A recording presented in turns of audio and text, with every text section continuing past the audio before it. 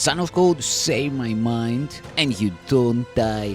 Give as you receive, and your release is Satan. This is the part 333 in the series Christ's Forgiveness, How to Manifest Immortality, Season 2. And the idea, the name of today's teaching is Rules for Decision. Decisions are continuous. You do not always know when you are making them, but with a little practice with the ones you recognize, a set begins to form, which sees you through the rest. It is not wise to let yourself become preoccupied with every step you take. The proper set, adapted consciously each time you wake, will put you well ahead. And if you find resistance strong and dedication weak, you are not ready. Do not fight yourself, but think about the kind of day you want and let yourself and tell yourself there is a way in which this very day can happen just like that. Then try again to have the day that you want. First rule. The outlook starts with this. Today, I will make no decisions by myself. This means that you are choosing not to be the judge of what you do. But it must also mean you will not judge the situations where you will be called upon to make a response. For if you judge them, you have set the rules for how you should react to them. And then another answer cannot but produce confusion and uncertainty and fear. This is your major problem now. You still make up your mind and then decide to ask what you should do. And what you hear may not resolve the problem as you saw it first.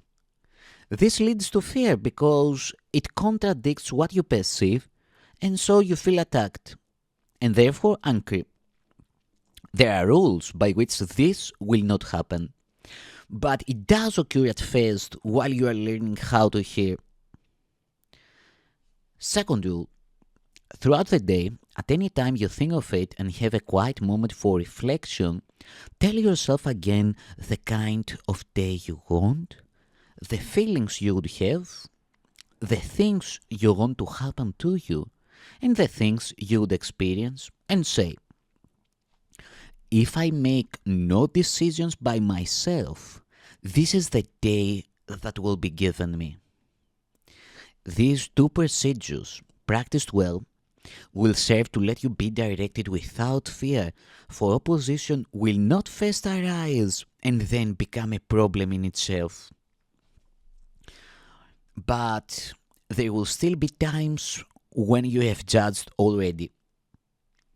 Now, the answer will provoke attack unless you quickly strengthen out your mind to want an answer that will work.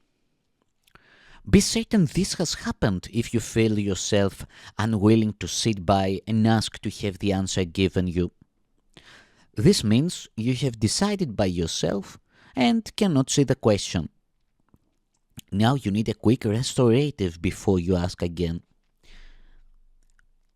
Number 3 rule. Remember once again the day you want and recognize that something has occurred that is not part of it. Then realize that you have asked a question by yourself and must have set an answer in your terms. Then say, I have no question. I forgot what to decide. This cancels out the terms that you have set and lets the answer show you what the question must have really been. Try to observe this rule without delay despite your opposition, for you have already gotten angry, and your fear of being answered in a different way from what your version of the question asks will gain momentum until you believe the day you want is one in which you get your answer to your question, and you will not get it, for it would destroy the day by robbing you of what you really want. This can be very hard to realize when once you have decided by yourself the rules that promise you a happy day. Yet, this decision can still be undone by simple methods that you can accept. Number 4 rule. If you are so unwilling to receive, you cannot even let your question go, you can begin to change your mind with this. At least I can decide I do not like what I feel now. This much is obvious and paves the way for the next easy step. Number 5. Having decided you do not like the way you feel, what could be easier than to continue with? And so, I hope I have been wrong. This works against the sense of opposition and reminds you that help is not being thrust upon you, but is something that you want and that you need because you do not like the way you feel. This tiny opening will be enough to let you go ahead with just a few more steps you need to let yourself be helped. Now you have reached the turning point because it has occurred to you that you will gain if what you have decided is not so. Until this point is reached, you will believe your happiness depends on being right. But this much reason have you now attained? You would be better off if you were wrong. Number 6 rule. This tiny grain of wisdom will suffice to take you further. You are not coerced, but merely hope to get a thing you want. And you can say in perfect honesty, I want another way to look at this. Now you have changed your mind about the day and have remembered what you really want. Its purpose has no longer been obscured by the insane belief you wanted for the goal of being right when you are wrong. Thus is the readiness for asking brought to your awareness, for you cannot be in conflict when you ask for what you want and see that it is this for which you ask. Number 7 rule.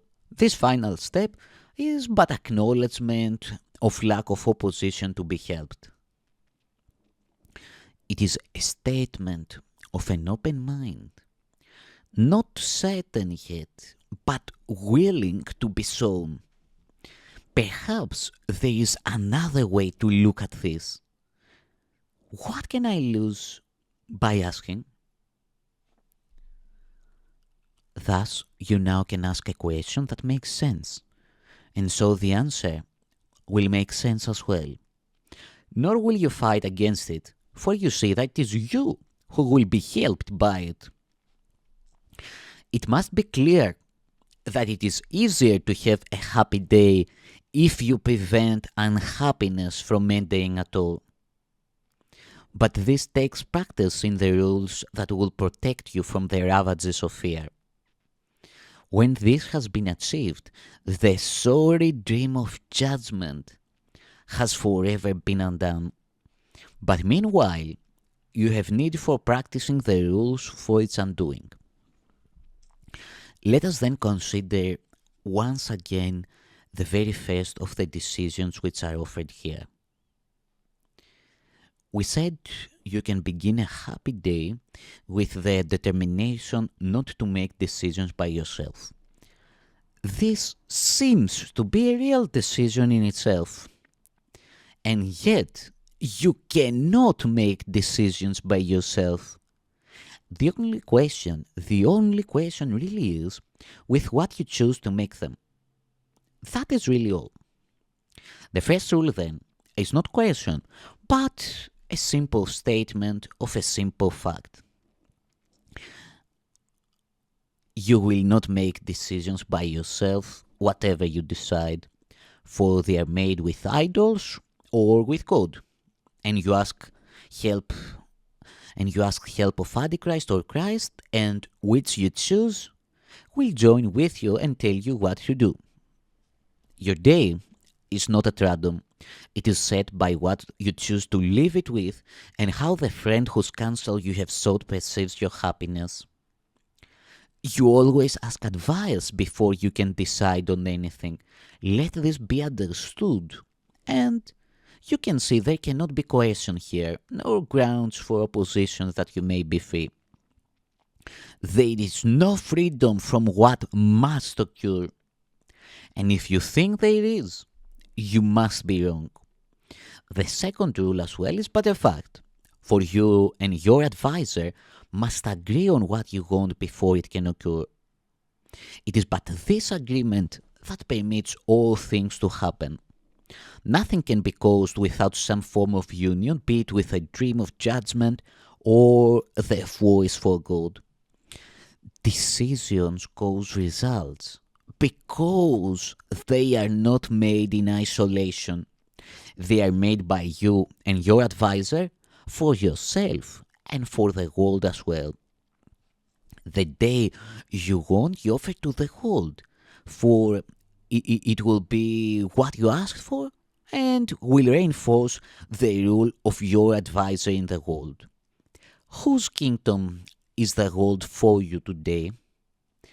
What kind of day will you decide to have? It needs but two who would have happiness this day to promise it to all the world. It needs but two to understand that they cannot decide alone, to guarantee the joy that asked for will be wholly shared. For they have understood the basic law that makes decision powerful and gives it all effects that it will ever have. It needs but two. These two are joined before they can be a decision. Let this be the one reminder that you keep in mind, and you will have the day you want and give it to the world by having it yourself. Your judgment has been lifted from the world by your decision for a happy day. And as you have received, so must you give. Thank you, Son of God.